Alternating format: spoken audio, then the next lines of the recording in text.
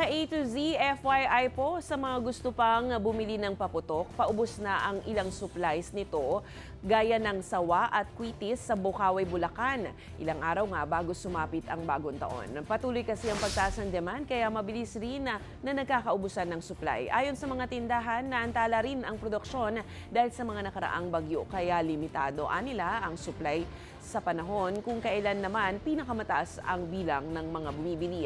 Paalala pa ng mga negosyante, posibleng manatili o tumaas pa ang presyo pagdating sa mismong bisperas ng bagong taon ngayong Miyerkules habang inuubos ang mga nakainventaryo pa.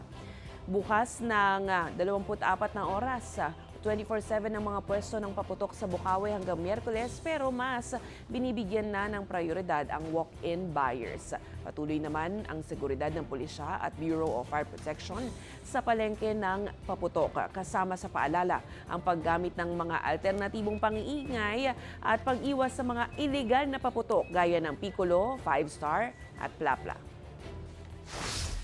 Sa ating monitoring naman po, pagdating po dun sa compliance po ng mga tindahan ay wala pa naman po kami na monitor na mga nagbebenta ng illegal.